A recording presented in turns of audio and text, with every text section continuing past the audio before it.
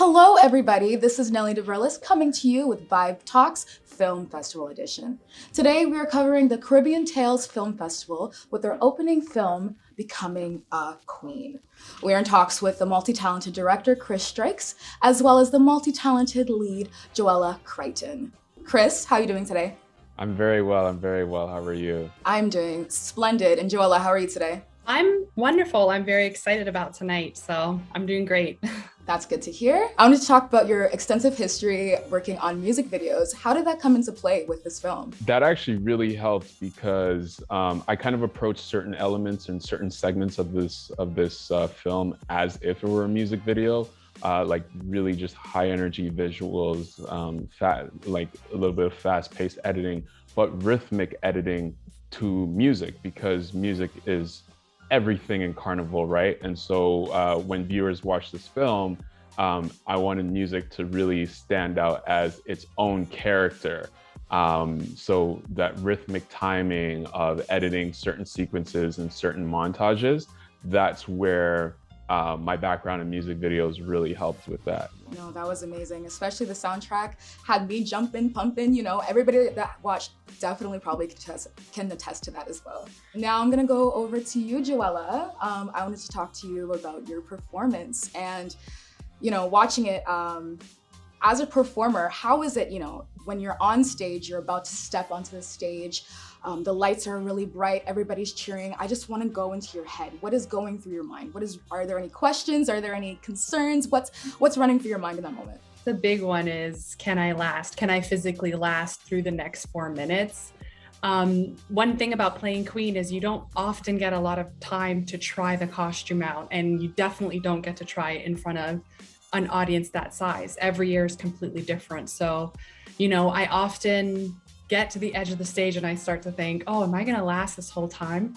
However, the energy from the audience is huge and that helps you pull through, and it's really fueled by adrenaline and excitement and, you know, the hope to just put on a good performance. Yeah, honestly, I wanted to talk about the adrenaline as well. How does that impact your performance? Has it ever negatively impacted you? Positively? I wanted to talk more about that. I think the first time I competed Queen, I thought it negatively impacted me because I was so nervous. I just felt like, oh, everybody's expecting me to, you know, perform this costume. Everyone's worked so hard on it. And so I was really, really nervous. However, you know, in the years after, it kind of became the thing that I sort of enjoyed. It's like you get that energy, you get the pumping going, and like you're like, yes, I'm ready to go. So, you know, after, you know, competing Queen for some time, it's a benefit. Yeah, that's good. Honestly, the energy that was portrayed on the screen was so evident, and I can see the adrenaline in your eyes and your performance. Honestly, I felt the thrill just watching it. I also wanted to dive into collaborative working. I saw a couple moments within the film you got into little disputes with some other members of your team, especially with family. How do you overcome that? How do you overcome you know, differences of creative opinions? How do you overcome that to make sure that, you know, the show goes on and that, you know, you don't end up hating your mother and sister? Yeah, I think in mass, there's an aspect of family, and that's always going to exist there. And there's different opinions. I often say, you know, I take what they have to say and I sort of filter it through my own brain. I can't control how other people make their costumes. I can control how I make my costume. And so when working with a family, that definitely comes a bit of contention because I would like things to look this way and maybe they would like it to look that way. So that's always going to be there. And I sort of, you know, a lot of times we have to step away from one another and take a breather and come back and look at what we're arguing about and sort of work through it. But it's definitely, you know, I trust their opinion, and that's why mass is so family-based, because, you know, we have to work together and we want to win. So we have to have people on our teams that we really trust. Honestly, I think that's what spoke to a lot of people as well. The element of family and community is what kept this film alive, especially in moments of stress and, you know, turmoil. It's obviously connection and community that keeps us alive. And so I wanted to throw that question over to you, Chris. How did you keep that, you know, that value of community and the connection so alive within the film. Just essentially just highlighting it and allowing it to really unfold in front of the camera. You know, it was a very early intention with the film that I really wanted this to highlight family and highlight community. I think Joella's story is, even though it's an intimate portrayal of her and her family's involvement yearly within Carnival, it's very representative of so many families' involvement as well too. So, and there are going to be very many people who participate in Carnival who can relate to this. So it was really important to have that aspect of it, to feel like even though it's Joella's story, that it's very relatable to particularly community and the Carnival world, but is also relatable to even outside the Carnival world. Like, you know, if a son or a daughter is playing a sport, or if they're playing a musical instrument and they have that tight-knit family with them as they prepare for whatever yearly competitions they're going through. So yeah, that it was really important to really just let community unfold and have it highlight on screen.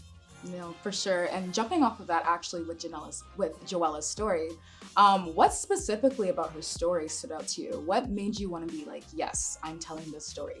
Because when I had met Joella for the first time, and I had gone to her mother's house, in her mom's house, it looks like a mini Carnival museum. There's pictures all over the wall, blown up pictures.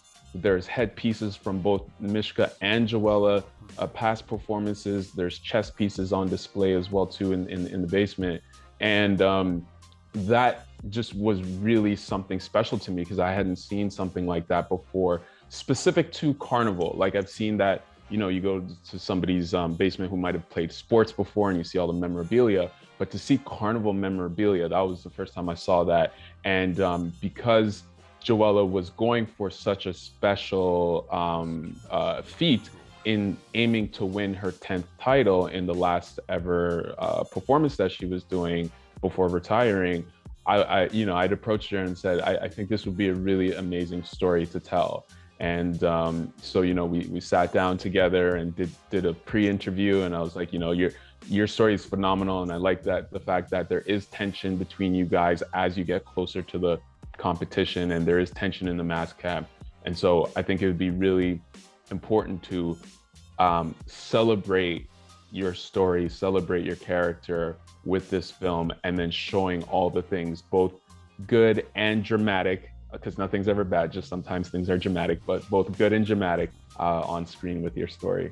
Oh, amazing. And I think we're all grateful that you told her story, because it was so profound. I think we have time for one more question, but I just wanted to talk about how underrepresented Carnival is, and how we don't really get to see much of it. So I wanted to know, why this story, and why this story now? Carnival always seems to be kept within just the Caribbean community, kind of like the thing where like so many people that I've talked to who are not of Caribbean descent or not of Carnival culture, it's kind of like, oh yeah, that's just that thing that happens over there.